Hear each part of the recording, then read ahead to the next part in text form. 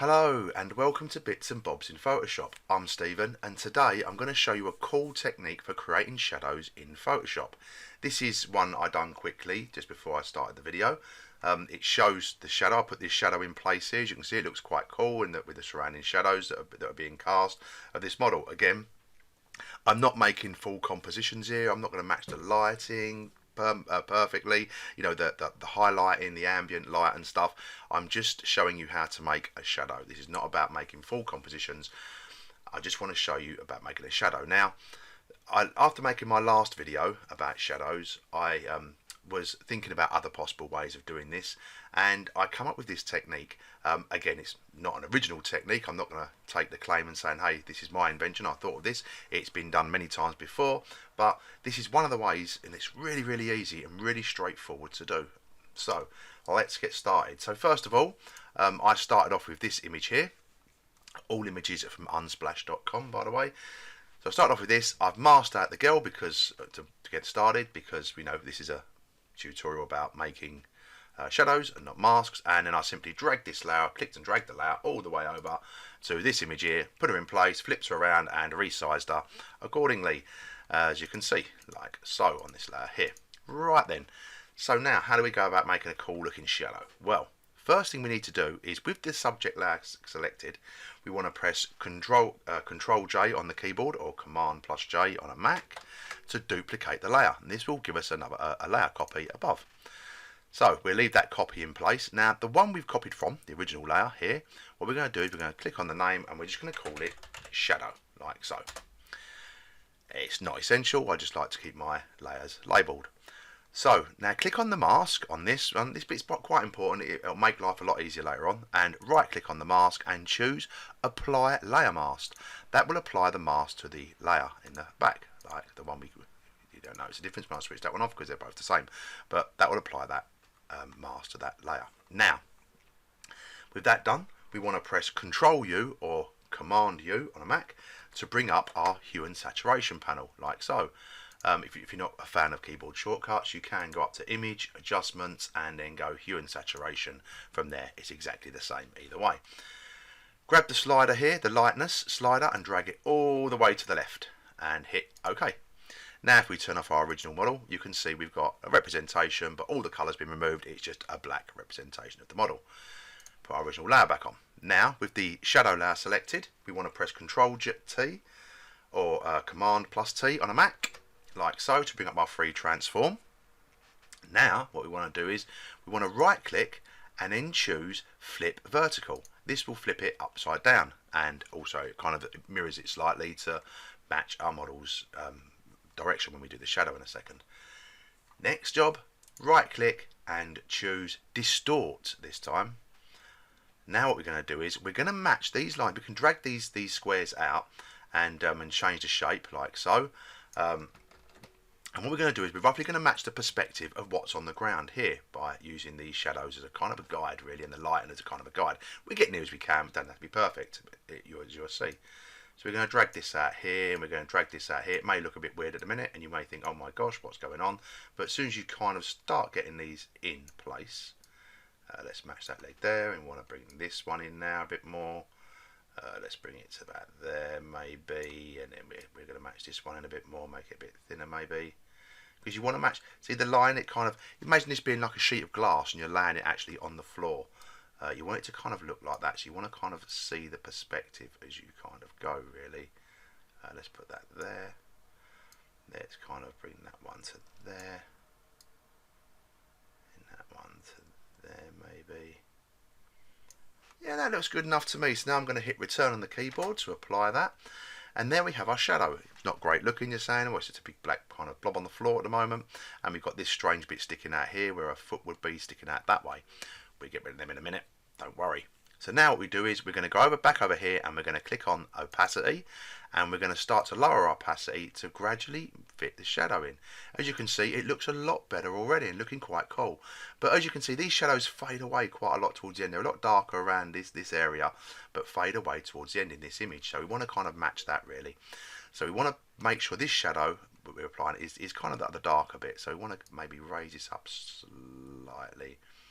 Not too much, maybe about there, like so.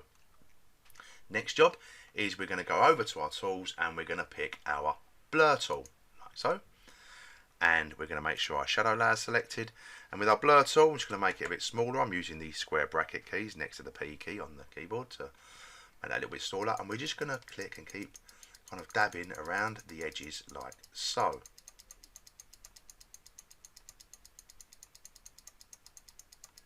You don't want to go too near to this end because they're going to be a bit sharper down there. But you just want to break down the edging slightly.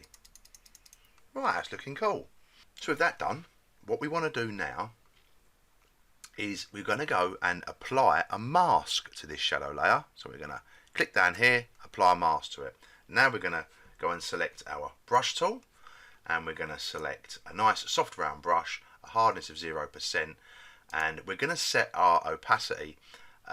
At first we're going to set it to 100. Now you can use the number keys across the top of the keyboard. Again, 1 is 10%, 2 is 20%, 3 is 30%, all the way up to 0, which is 100%, like so. And you can see that changing as I kind of go through it, and I've just kind of messed it up there because I've been going too fast. So obviously you press 4 and 5 quite quickly, it give you 45% and so on and so forth. So if I press say 5 and 7 now, it'll give me 57%. As you can see, it goes straight to press 0 on its own, goes to 100%. It's a lot easier than trying to go here and use the slider, or click here and then drag this up and down and trying to get a precise number. So now with that done, now I want to go to 100%, and the first thing is I'm going to zoom in here, and I press the space bar and then click and drag, and I'm going to make my brush a bit smaller, and I'm just going to brush out that bit of foot bit there we didn't really kind of want. I can press, remember to have our black and white colour selected here. Remember, black removes from the mask, white returns. So if I press X, you can switch between these two colours like so. So I just want to return a bit of that maybe under the foot there, and just maybe get rid of that a bit there. And again, if you look at the other video I done, you can actually combine this technique with that technique, and actually add the kind of the grounding shadow underneath her boot as well. So you can put a black edging around that as well if you wanted to. Sometimes an image looks great without it, so it just depends on what we do there. So now with that done, what I'm going to do is I'm going to make my brush a lot bigger by using the square brackets again, and this time I'm going to change my opacity to 10%, and I'm just going to use the black to just drag it over here. You can also just fade that out slightly. We're just going to soften those edges maybe around there. And there we have it. You can see, we can always go back in and alter the opacity again. We can maybe change that slightly to make it a bit less prominent there, like that. And there we have it. So there is one way of making a shadow in Photoshop. To show you how quick this can be, let's do this girl again here. So let's take this with the shadow layer I've created already. So if we just bin that, this would be the image, how we start off. Then what we would do is we would actually take this layer, our subject here, we press Control J or Command J on the keyboard to duplicate the layer. We go to the bottom layer at the underneath layer. What we're going to do is we're going to right click on the mask, we're going to go apply layer mask to keep that nice and quick. And that is essential to do that as well, because you can have it without the layer mask on, but it tends, when you come to masking a bit later on, it can cause a few dramas. So apply the layer mask, then we're going to press Control U or Command plus U on a Mac, lower our lightness down on our hue and saturation, go OK, press Control plus T to transform our shadow layer there, it's still selected, right click on that, and we're going to go flip vertical to turn her upside down. Now we're going to right click again and we're going to go distort. And all I'm going to do is kind of start matching the perspective. I'm going to zoom out slightly because these lines are going to go off here. We can zoom back in a minute. And we want to bring this down here to match with our foot there, like so.